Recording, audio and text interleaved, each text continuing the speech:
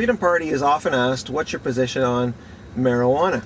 Well, of course, provincial political parties cannot change marijuana laws. They can't. They can't do it, and the simple reason is that under Canada's Constitution, criminal matters, and that's what the law against marijuana use and trafficking and etc. is. It's considered a criminal offense. Criminal offenses, only the federal government, the government in Ottawa, only that government has the right and the power under our Constitution to make laws concerning the legality of marijuana. There is no provincial law against marijuana consumption or use. That's because it's a strictly federal matter. So it is not possible for a provincial party, Freedom Party of Ontario or any other provincial party, to change the law. So if you're asking, does Freedom Party of Ontario have a policy on marijuana? The answer is, of course, no. Because any policy dealing with a federal matter, an exclusively federal matter, would be utterly pointless. There would be no way that the party, even if it won a majority government in Ontario, there'd be no way for the party to implement that policy. So it'd be a hollow promise. If you want to look at our philosophy of, who should have this final say as to what you consume, certainly it is the case that our philosophy is in line with the idea that so long as you're not endangering anyone else, you're not driving while intoxicated, you're not harming anybody, becoming violent or anything else, then you should be free to eat what you want to eat, be that herbal medicines or be it marijuana. You might be eating it, you might be smoking it. Provided you're not harming anyone else, there ought not to be a law against it.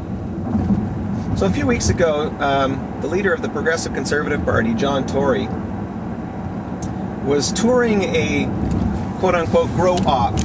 It was an apartment building in which several floors of the apartment building had been rented and had been used to grow marijuana. Because it was such a major operation, it became an issue in the news. So of course, the leader of the Progressive Conservative Party, seeking a photo op, decided to tour this grow operation.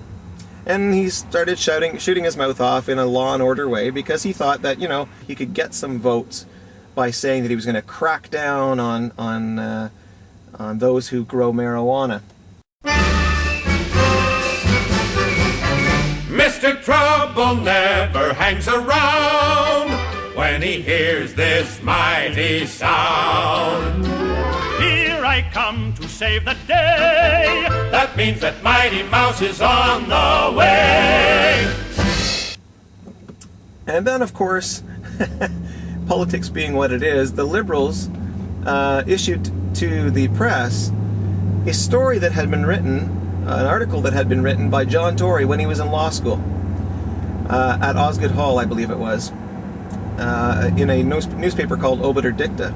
And in it, I don't recall the precise facts, so you'll have to check the news story if I might be off a little bit, but I think basically the story was that he and a buddy were out late one night, probably in his teens or early 20s, carrying a half pound of marijuana, and that they believed that the police were on their trail, and so they hightailed it out of there, and successfully so.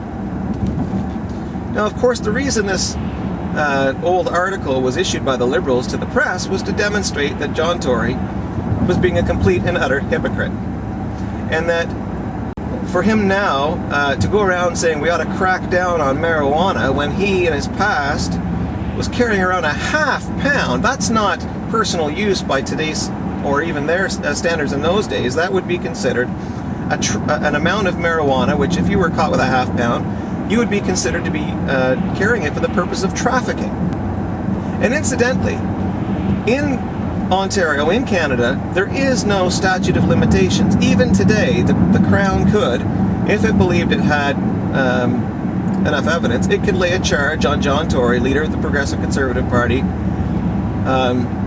millionaire, former head of Rogers Television, former head of the CFL. It could do that, but of course you know, and I know, it's not going to do that. It'll crack down on some poor kid carrying a half pound of marijuana sometime, probably over the next week. It ain't me, I ain't no Senator Song.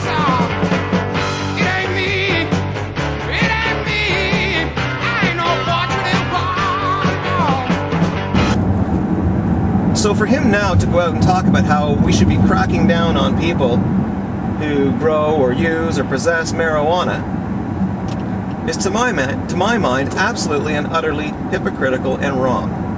And I don't care a whit if he thinks he's going to be, able to get some political mileage out of this, being Mr. Law and Order.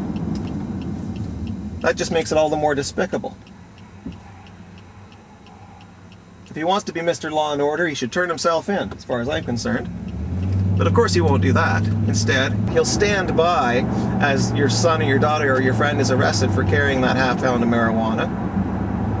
And he'll be yelling from the sidelines, increase the penalty. Send that guy to jail for a longer amount of time. This is a horrible offense. Now, I think it's absolutely wrong, as I've said, for the government to get involved in telling you whether or not you can consume a product that harms nobody else. But if you're sitting at home on your front porch and you want to smoke some marijuana, you should be free to do so, as long as you're not getting behind the wheel, if impaired. Now here's the other thing about the story about John Tory. He said in his column, in his student column, that he got behind the wheel of a car and drove while impaired. Impaired. He didn't say while high. He said while his depth perception was affected.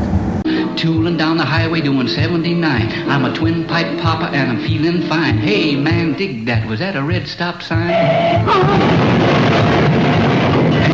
And again, for your depth perception to be affected, smoking marijuana, you would have to be smoking a considerable amount of marijuana. So what do we have? We have a progressive conservative party leader who's going around telling the public that he's Mr. Law and Order, that we should be cracking down on people who use or grow marijuana. And the whole time, he's a guy who's been carrying around in his past a half pound of marijuana, getting so high that he can't speak, and getting behind the wheel of a car while impaired, while he admits he was impaired, and driving anyway. This guy is the last person in the world to be taking a tough stand against your kids, against your friends, against you. And if he actually does believe that he's to be forgiven and nobody else is, then he's not a leader. He's not a person who should be leading this province. He's not a person I want making decisions on my behalf, enforcing the law against me, my kids, your kids, you. Sorry, I get a little upset when I see that level of hypocrisy, because it's clearly the case that he's only doing it because he thinks that there are some people out there who will go, yay, John Tory's tough on drugs. Yay, John Tory will engage in the war on drugs. Say one thing, do another.